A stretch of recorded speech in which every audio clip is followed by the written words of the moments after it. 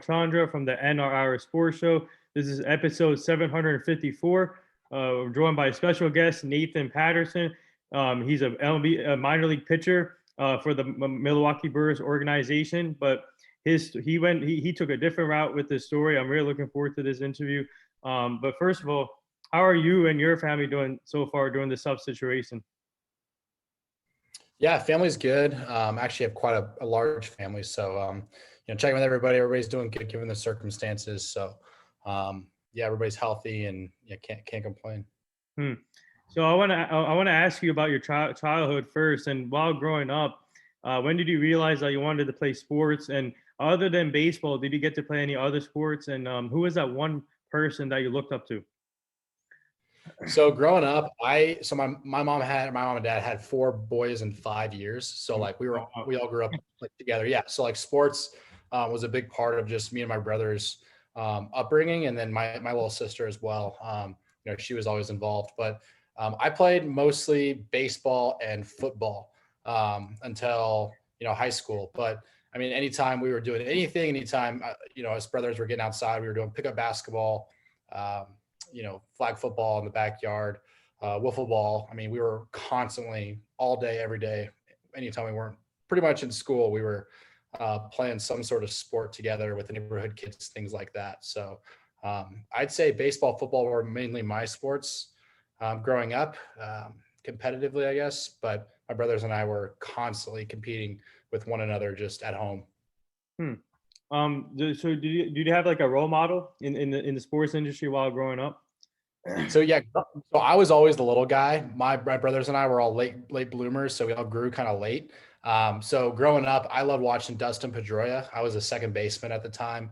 My uncle lived down here in Arizona, so we'd come visit him. We'd go to Arizona State baseball games, and Dustin Pedroia being from Arizona State alma mater, and him just being always the little guy, the guy that's the underdog, always being told that he's too small, and always define the odds, I guess. So he was the one that I really looked up to growing up. Always wanted to model my game after Dustin Pedroia, especially with how small he's being, or how small he was being the little guy. Just he could still get up there and hit a 450-foot home run over the green monster. So I'd say this Pedroia was definitely the one I looked up to. Yeah. So obviously, I want to ask you. So when you were working on your craft as a baseball player, what did you learn as a baseball player in high school? Obviously, you said you were playing second base. Take me back to that transition, playing second base, and how tough was it for you when you had to when you moved from second base to pitcher? Yeah, so I pitched a little bit growing up, but nothing to where I was considered a pitcher. I had a decent arm, and whenever I got on the mound, I could just throw strikes. So whenever we were needing somebody to go in and just fill the strike zone, coach was always put me in. But in regards to stuff, I'd always grow up, play around with a curveball or play around with a changeup, but I didn't really have all that stuff, the off-speed pitches that you need being a professional pitcher. But when I started getting back into the game, I took about 6 years off. When I got back into the game, when I was about 22, 23 years old, I realized pitching is one, it's a marathon, not a sprint. Yeah. I thought certain things would happen right away. I was like, oh, if I do this, it's going to happen overnight. And that wasn't the case. And then it's such a mental game as well. And it's such a skilled, not just sport, but just a skilled position. So just learning pitchability and all that stuff is something obviously I'm still learning today. Some of the great ones are still learning, but the way I got back into baseball, I have to learn all of that very quickly, and have to learn really how to be a pitcher, not just a thrower. And that's really one of the big things that I've been working on, is not just how to do it physically on the mound, but how to master the mental side as well, because that's also tough.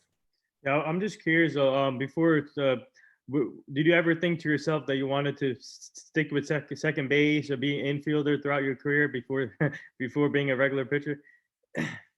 Yeah. So growing up, in high school, I didn't play varsity baseball. I was always the little guy, but junior year, I stopped playing because of an elbow injury. But that summer, my goal and my hope was to sign or go to college as a middle infielder, as a second baseman. So that was kind of the track I was on. I never really thought that I would play at this level as a pitcher. But that was the hope, is to continue playing. Everybody was telling me I was too small, to continue just to defy those odds. Just like I looked up to Dustin Pedroia, like I had said, Yeah. but my plan and my goal was to always just be a second baseman. I never thought I would really make it this far as a pitcher, even like in college. I never thought I'd be a pitcher. So. Hmm. So obviously, I want to ask you, you got noticed when you were pitching in a carnival style game. So take me back to that experience when you were pitching in that game, and how grateful are you that game gave you the opportunity to be to start your career actually in the major, not like be with the major league team. Yeah, I mean, when I look back, it's still like surreal. It's crazy to like think about how it kind of unfolded. But what a lot of people don't know is I had been training for about 9 months. So about 9 months before that, I had done the same thing. That was kind of the time I realized that I could throw a baseball, in the 90s, 96 miles per hour. But yeah, so I mean, like I had been going after it, like training for about 9 months or so. But when that happened, it was kind of interesting because when the video that went viral at me at Coors Field, that ended up me signing with the A's. At that time, I was kind of almost 1 foot out the door. Like I was pretty much to the point where I was like, all right, this baseball thing, I gave it a go. It's probably not going to work out, whatever. I'm going to go get my job back, because I quit my job being a software salesman, and I was going to do that. And it's just kind of crazy how that one moment, changed everything for me. So, yeah, it's crazy to look back, and I'm very grateful to have, a second opportunity now with the Brewers. But my journey back into baseball is definitely unique, and I'm grateful for that, and I always will be.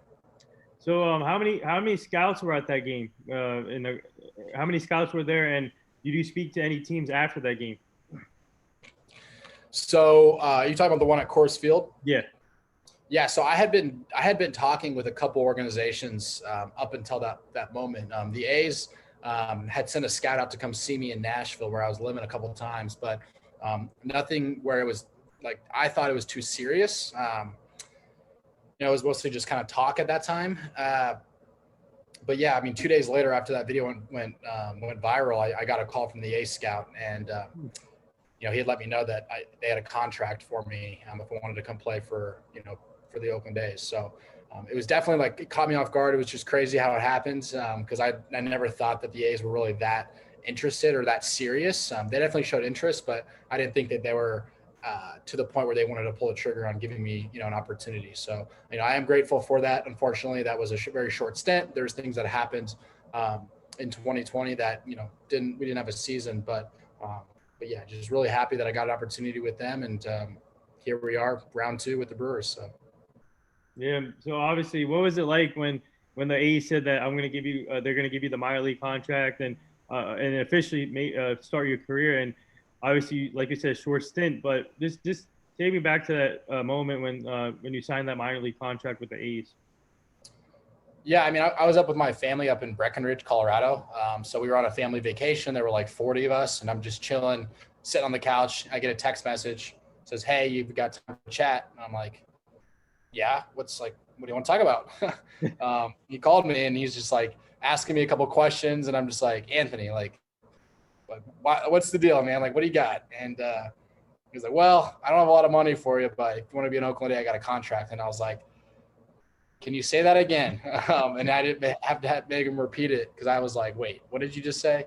And I'm sitting there, my family's around, and I'm just like pointing at the phone, and I'm like, I don't know, I'm trying to like remain calm with Anthony on the phone. I'm trying to tell him I'm like too excited about it, but I mean, you could tell I was excited, but I was just like, I think I was like jumping up and down or whatever. I'm just like, "Oh my God, it's crazy." Got off the phone, and then yeah, I told my whole family. It was really cool just to have everybody there. There was like 40 people there for that moment. So yeah, I mean, I'm like picturing that moment. I'm like reliving in my head as we're talking about it here, but it was super cool. And it's crazy that now that was almost 2 years ago. So. Yeah. So before we get to your before we get to the opportunity with the Brewers, I want to ask you. You've been getting a lot of appearances on MLB Network since the A signing too. But what's it like just to be on to get interviewed to be on MLB Network, and people noticing now about you and knowing your story? Yeah, again, it's like growing up, if I, were to, look at what I'm doing now, I'd be like, oh my gosh, all your dreams come true. It's like, it's crazy. You're in the spotlight, you have all these interviews, you're on MLB, TV, which you were watching as a kid growing up, ESPN, all that kind of stuff. And it's definitely interesting because, being on there, it's awesome. It's great to, have that attention, but, sometimes it also is good just to kind of like, have that private life and just kind of set that aside. Because again, all this came to me, it was just all at once. So it's definitely taken some time to learn and adjust and, have a little bit of attention, I guess. But just to have the honor to be on MLB TV, on ESPN, on places like that, like never in a million years would I have thought that, my name would show up on my phone as a notification for ESPN Sports Center. I'm like, what the heck? Like, it's crazy, when I go back and think about it. But yeah, being in those moments, having those interviews, those opportunities, I definitely don't take them for granted, but it's definitely been an adjustment for me to kind of learn to, have that attention and kind of have that spotlight on you every once in a while.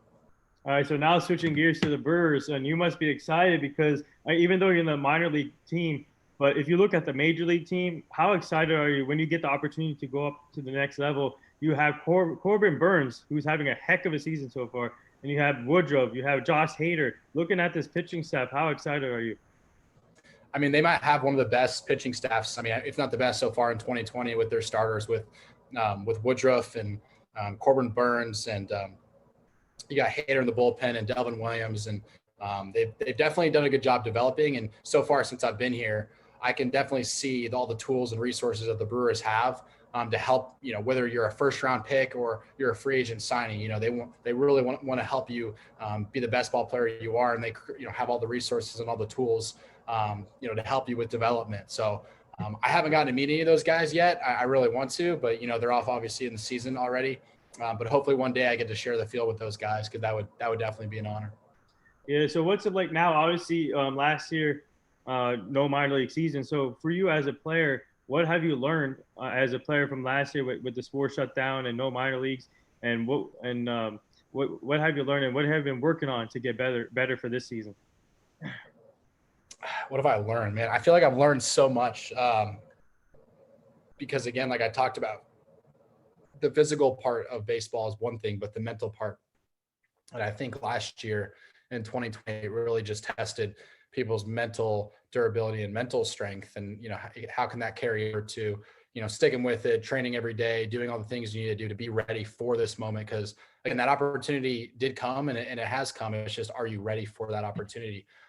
So, for me, I think the biggest thing is just to be adaptable, just like to be able to just roll with what happens, really. Because I mean, obviously nobody would have expected 2020. Nobody knows what's going to happen in the future. All we have is now. So just be adaptable, whatever happens, just be patient and focus on what you can control, because that's really at the end of the day all you have, is what you can control and how you react to what happens. But yeah, it definitely was a crazy year.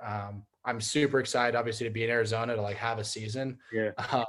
But in the last 6 months, definitely were challenging, just getting, the release from the A's and then not knowing, one is, is the minor leagues going to carry into 2020, 21? And then number two, am I going to be on a team? So that was a challenge too. I had to stick with it and keep training and keep working hard and just keep focusing on every single day, getting better. And, it paid off. I got an opportunity with the Brewers and it's go time. So I'm excited, man. So now what's it like being with your teammates again in spring training? Obviously you just finished up a game today. So what was that feeling like just playing in a game, a real game in spring training? Yeah, I mean, everybody on the team, we're all competitors. We all want to compete. So at the end of the day, it's just good to be out back on the field competing. You have simulated games, you have bullpens, you have inter squads, you have all these times where you're training and getting better, but it's really all that work is to go out there and at the end of the day compete in a game.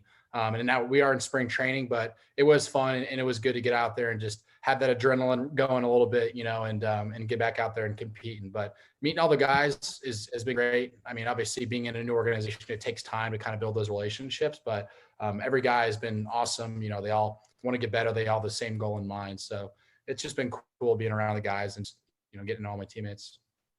So for you, what's it like to be in the National League? I know obviously What's it like going to be like when you get to hit again? Oh man, dude, I haven't picked up a bat in like since literally like junior year of high school. So I don't know how that would go. I probably would need some practice, but yeah, I guess I am in the National League. So maybe when I get to Double A or something, I'll have to start picking up a bat and taking some hacks every once in a while.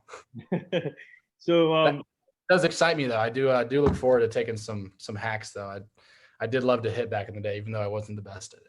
yeah, I mean, I'm sure you've seen saw yesterday's game. I think it was yesterday. Corbin Burns can hit too. Oh yeah, he did. Yeah, he had a good dude. He's unbelievable. I mean, like that.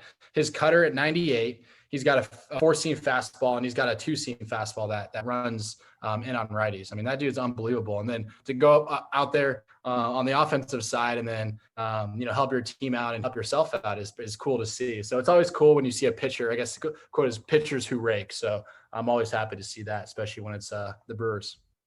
So has any like former MLB pitchers or current MLB pitchers right now giving you advice throughout your career?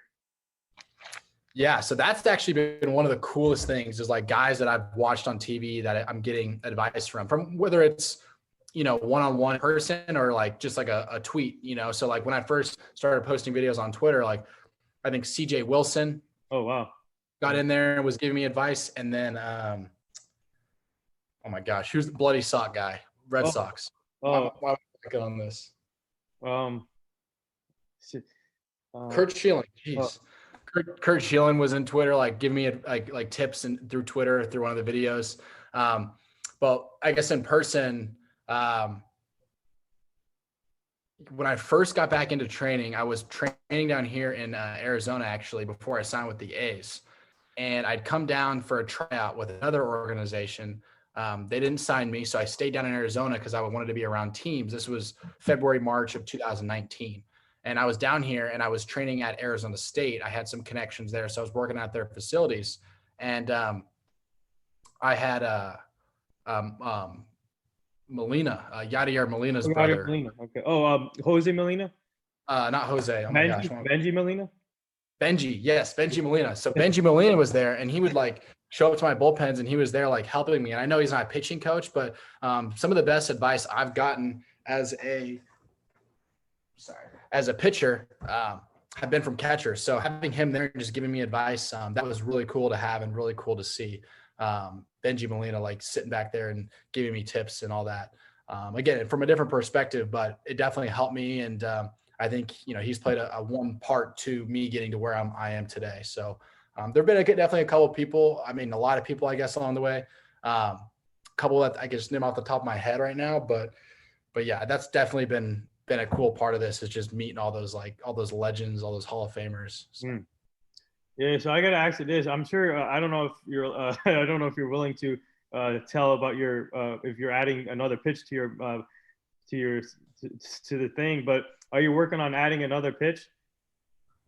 So I'll tell you, I have 4 pitches. And that's, I think you asked a question of like what in the last year, during that time was I trying to work on. That's the biggest thing for me is just, I know I have a good fastball. I know I can throw the ball hard. So if I can command my fastball, I have my fastball coming in. If I can command that, I have three other pitches, at different speed that I can work off of that, in, out, up, and down. So I do have the full arsenal: fastball, curveball, slider, cutter, changeup. But those off-speed pitches, some days you might have the changeup, some days you might have the curveball, some days you might not have any of it and just rely on my fastball, which never want that day to happen. But, as a pitcher, you just got to learn to adjust and realize, what you've got that day and play off that. So I do have the full arsenal, but I'm definitely working on commanding those secondary pitches because I'm not quite there yet. Yeah, I know that obviously players don't like to be compared, but you want to be yourself. But has anyone compared you to anyone in the majors? Not really. But nobody that I can think of. And yeah, again, like you said, there's obviously pitchers that I want to choose different things from, but I got to realize that I'm who I am. I pitch, how I pitch, and I want to kind of hone in on that. But I like watching guys like Walker Buehler, Shane Bieber, some of those guys that I guess I compare myself to. It's just with my delivery, my build, things like that. So. Yeah, I'm a Yankee fan, and we have Garrett Cole. What do you watch him a lot too? Oh yeah, I mean, I watch Garrett all the time. Garrett's got a different build than me, and the way he throws, I think, is a little different. So, I don't like to take too many things from his delivery. I mean, obviously, like there's things he does. I mean, he's obviously throws 100 miles an hour, so he does very well the way he moves down the mound. But I watch Garrett, and yeah, he's a beast. So. You guys got a good one. You guys stole him from the Astros. Yeah. But I want to ask you though, obviously when you guys start the season officially, what are you most looking forward to as a team and your personal goals for this upcoming season? Yeah, just competing again. I think it goes back to what I said before. Everybody just wants to compete and get out there and be challenged and challenge other people. And again, my goal is just to continue to go out there and get outs. I mean, that's really it. It's like get guys out and move up and pound the zone. The best way to do that is to throw strikes. So my big thing is to go up there, challenge hitters, pound the zone, and keep working my way up the organization. So. So whoever doesn't know about Nathan Patterson, what do you bring to the game?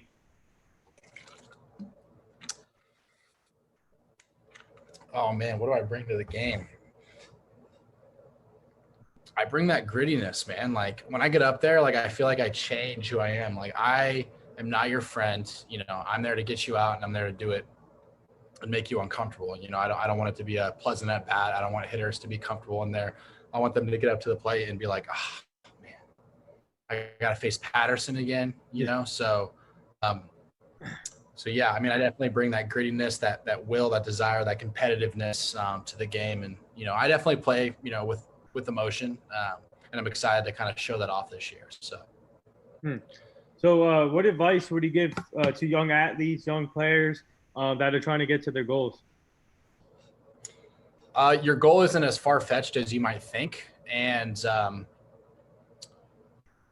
I think too many people think it's going to be like I did. I think it's going to be easier than sometimes it seems, and just realize that it's going to be challenging. It's going to be hard. There's going to be adversity. And if you just never give up, if you never quit and you continue to work hard, I mean, your goals and your dreams are not as far-fetched. They're really closer than you think. So just focus on what you can control, work hard, don't give up. Because again, for me, it's like, I had the story blow up. I signed with the A's. I pitched well in 2019, even though it was 3 outings, 6 innings. And then 2020 got banged.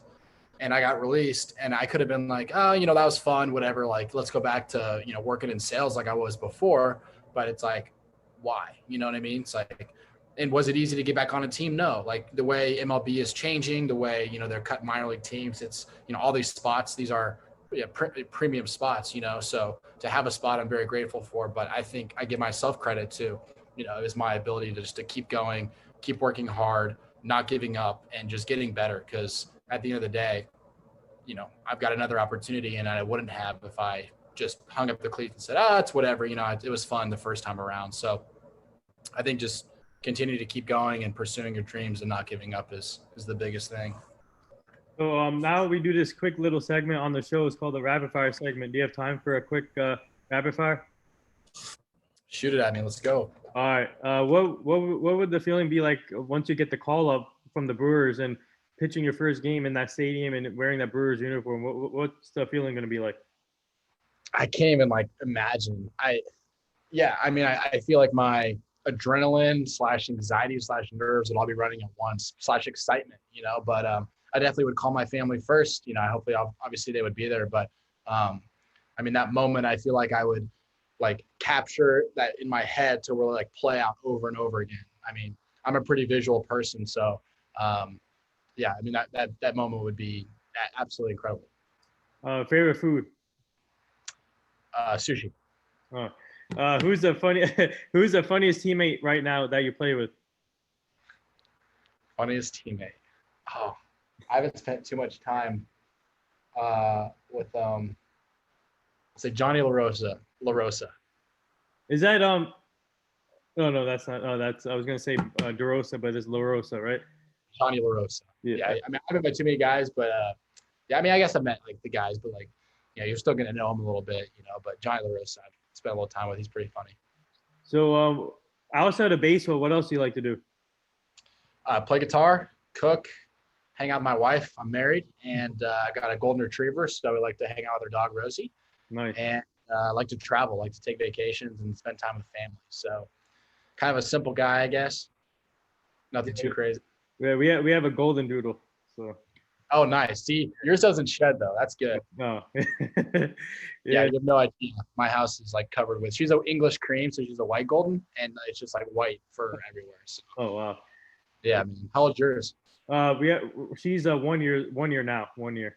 Okay, still a puppy, huh? Yeah, she's crazy, but she's amazing though. I'm sure. Yeah, it's rewarding for sure. It's like another job, but it's fun. Yeah. But yeah, so obviously, what's it like sharing your story on different platforms like this? And I saw your interview with Global Kid Media, by the way. That was awesome. Wait, I think it was last year. He was on your show. You were on his show. So what's it like sharing your stories now on different platforms like this? Yeah, it's cool, man. I mean, I think the biggest thing for me is like understanding that sometimes my actions is, impacting somebody else. And that's always a cool position to be in, is to have a platform to share. And, maybe there's a kid watching this or watching another, the MLB TV interview or the Global Kid Media that has a dream, that has a goal that maybe my story and what I'm doing can inspire and impact somebody else. So it's just cool to get like my message shared to a big audience of people. Cause again, I just want to be able to share with people that, if you have a dream, you got a goal, you can accomplish that too. So. So the last three things here, our team is we partnered up with two companies called, the first one is my aunt's Applin X Cosmetics. The promo code is NR20. If your wife is interested, I'll send you the link so she can buy some products for herself. And the next one is called, we partnered up with Bucking Beards, is the same promo code NR20. I'll send you that too. Is for the beard products too for the males. So we're just trying to help them out, promote their companies while we get more traffic for the show. And we're also partnered up with this foundation called the Hugh Jackson Foundation. We're trying to help them prevent human trafficking, making sure the community is safe and the children make the right choices. So I'm going to send you that foundation so you can check it out. And the last thing here, would you like to say anything to all the nurses, doctors, and essential workers right now? Just everybody, thank you for obviously the sacrifices people have made over the last year and a half, and from the first line workers or frontline workers to military and all those servicemen and people. So yeah, thanks to everybody for making those sacrifices. I mean, it's been a tough year for a lot of people, and if we all come together and continue to stay positive, there's a lot of good things ahead for sure. Yeah, well said. And there it is. That wraps up episode 754 for the NR Hour Sports Show, joined by Nathan Patterson. Man, what a special kid he is. He's a great talent. Keep up the great work. It was truly an honor for you to be joining on the show. And shout out again to your PR person for setting this up. And we would like to have you back on the show so you can meet the full team at some point. But just keep it up. I hope you get the opportunity to get called up in the big leagues. And thank you again. And you and your family stay safe. Thank you, man. Yeah, thank you. I appreciate you having me. No problem.